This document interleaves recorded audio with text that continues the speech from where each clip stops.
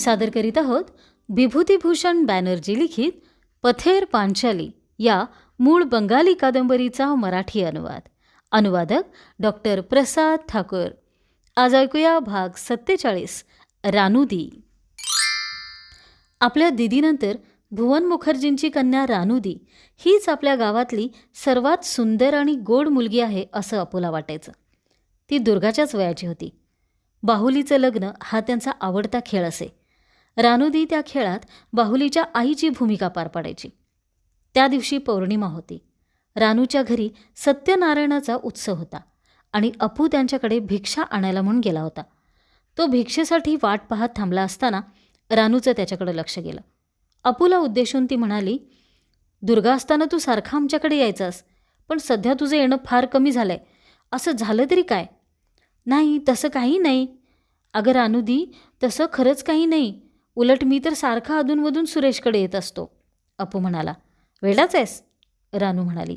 रानूच्या आवाजावरून ती किती दुखावली गेली आहे हे अपूच्या सहज लक्षात आलं. रानुदी पुढे म्हणाली, बरोबरच आहे म्हणा. आता तू कशाला येशील? आता तू ते सगळं विसरलास. मला तुझी किती आठवण येते, पण मला वाटतं तुला माझी आठवणही येत नाही. नाही नाही, तसं काही नाही, अपू उद्गारला. अगं, मला तर तुझी सारखी आठवण येते. माझ्यावर विश्वास नसेल तर आईला जाऊन विचार. आता यात आई कुठून आली ते पुरेसं स्पष्ट नव्हतं, परंतु रानूची समजूत घालायची तर एवढा एकच मार्ग योग्य ठरेल असं त्याला वाटलं असावं. त्यावर रानूला एकदम हसूच आलं. हसू दाबत ती थोडा वेळ त्याच्याशी बोलत थांबली. नंतर ती फळं आणि मिठाई आणण्यासाठी म्हणून आत निघून गेली. फळं आणि मिठाईनं भरलेली थाळी अपूच्या हातात ठेवताना ती म्हणाली, ही थाळीसुद्धा घेऊन जा. उद्या मी थाळी घ्यायला येऊन जाईन. तिचं ते हसणं पाहून तिला काय म्हणायचं आहे ते अपूच्या लक्षात आलं. खरंच रानुदी अपूची जिवलग मैत्रीण होती आणि खरंच ती किती सुंदर होती. आजवर त्यानं रानुदीसारखी सुंदर मुलगी कधीही पाहिली नव्हती.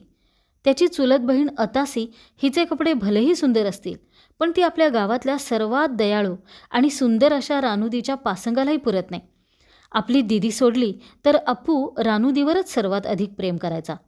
रानुदीलाही आपल्याविषयी असाच जिव्हाळा वाटतो हे अपूला माहीत होतं. अपूनं थाळी घेतली, परंतु तो जागचा हल्लाही नाही. थोडा वेळ तिथंच रेंगाळल्यानंतर रानुदीला तो म्हणाला, रानुदी, तुझ्या खोलीत ते कपाट आहे ना, त्यात काही पुस्तकं आहेत, पण सतुदा मला ती पुस्तकं पाहायलासुद्धा देत नाही. तू त्यातलं एखादं पुस्तक मला देशील? वाचून झाल्यावर मी तुला ते परत आणून देईन. कुठली पुस्तकं? रानूनं विचारलं.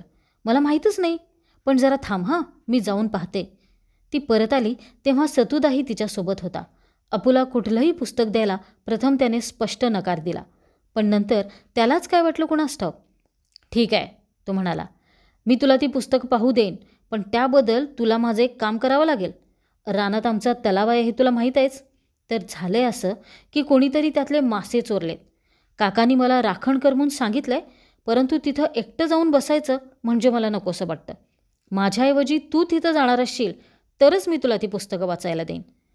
रानुदीला ती कल्पना मुळीच आवडली नाही. काय कुचकायस रे तू? सतूला विरोध करत ती म्हणाली. खरं तर तू किती लहान आहे. त्याच्याहून मोठा असूनही तुला तिथं जाऊन बसायची भीती वाटते, तर त्याला भीती वाटत नसेल होय? हा तुझा शुद्ध हलकटपणा आहे. बरं, एवढं करून ती पुस्तकं काही तुझी नाहीत. बाबा परत आल्यावर मी त्यांना हे सांगणारच आहे. पुस्तकं मिळणार असतील तर रानात एकटं जाऊन बसायलाही अपूची पूर्ण तयारी होती. शिवाय रानुदीचे वडील भुवन मुखर्जी बऱ्याच दिवसापासून परगावी गेले असून ते लवकर परत येणार नाहीत हे त्याला माहीत होतं. यापूर्वी नेहमी त्या खोलीवरून जाता येताना अपू त्या पुस्तकांकडे आशाळभूतपणे पाहायचा. एक दोनदा त्यानं त्या खोलीत प्रवेश करण्याचा प्रयत्नही केला होता, परंतु त्यावेळी सतूनं त्याला बरोबर पकडलं होतं. खरं म्हणजे सतूला ती पुस्तकं पाहिजे होती असंही नव्हतं, परंतु तो अपूलाही ती पाहू देत नव्हता. एकदा अपूनं पुस्तक घेऊन वाचायला सुरुवात केली आणि ती गोष्ट उत्कंठेच्या ऐन सीमेवर येऊन पोहोचली. तेवढ्यात कसा कुणास ठाऊक अचानक सतू तिथं टपकला होता आणि त्याने अपूच्या हातातलं पुस्तक हिसकावून घेतलं होतं. त्या पुस्तकांना हात लावू नकोस, ती माझ्या काकांची आहेत, फाडशील, अजिबात हात लावू नकोस, तो ओरडला होता. परंतु आता ते स्वर्गसुख अपूच्या अगदी हातातोंडाशी आलं होतं. त्यानंतर अपू रोज एक पुस्तक निवडायचा, सतूला दाखवायचा आणि ते घेऊन जंगलाची वाट धरायचा. तिथं छानशी सावली पाहून त्याने पानं आणि फांद्यांच्या सहाय्यानं आरामशीरपणे बसता येईल अशी जागाही तयार केली होती. त्या कपाटात अक्षरशः खूप पुस्तकं होती. त्यांची नावंही त्याला आठवत नसत, परंतु एकानंतर एक अशा पद्धतीनं त्याने ती सगळी पुस्तकं वाचून संपवली.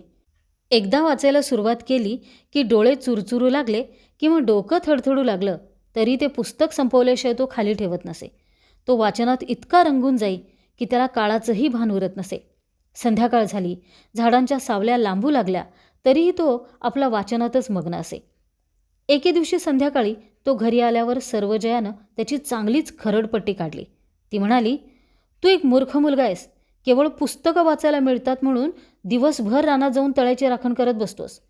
ते लोक निश्चितच तुला वेडा समजत असतील आणि त्यात त्यांचं तरी काय चुकीचं आहे म्हणा." एवढं झालं तरी दुसऱ्या दिवशी अपू पुन्हा रानुदीच्या घरी निघालाच.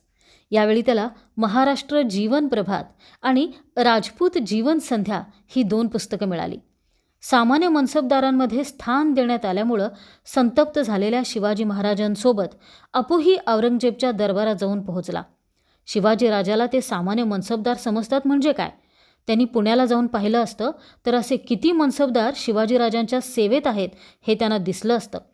त्यानंतर त्याने थोर राजपूत महाराजे महाराणा प्रतापसिंह यांचा इतिहास वाचला. कुठल्याही पराक्रमी नायकापेक्षा लोकोत्तर असा पराक्रम त्यांनी केला होता. त्यांच्या पराक्रमाचा इतिहास हळदी घाटातल्या प्रत्येक दगडावर जणू कोरला गेला आहे.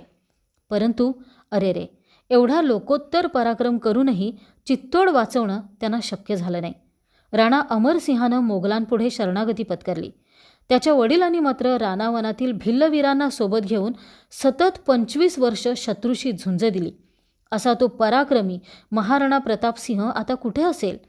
आपला पराभव झालाय म्हणून सगळं गमावून बसलोय हे त्याला कळालं तरी असेल. ते कळल्यावर त्याला पुन्हा एकदा मरणयातना तर भोगावे लागल्या नसतील.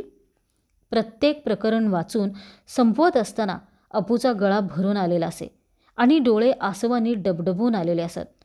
वाचनातून मिळालेल्या त्या अनुभूतीकडे तो आश्चर्यानं आणि उत्तेजित मनानं पाहत राही आणि मग एक दुःखद निश्वास टाकून तो आपल्या मनातील भावनांना वाट करून दे आणि पुढील प्रकरणाच्या वाचनात मन गुंतवू लागे. संध्याकाळ होत आलेली असे. सावल्या आपले लांबच लांब पाय पसरू लागत. आता घरी गेलं पाहिजे हे अपूच्याही लक्षात येई, परंतु हातातलं पुस्तक त्याला सोडवत नसे. अगदी अंधारून आलं तरी हळूहळू का होईना त्याचं वाचन सुरूच असे. अगदी शेवटचं अक्षर दिसेपर्यंत हा प्रकार चाललेला असे. शेवटी वाचणं अशक्य झाल्यावर नाईलाजानं अपू हातातलं पुस्तक मिटायचा आणि घराकडे निघायचा.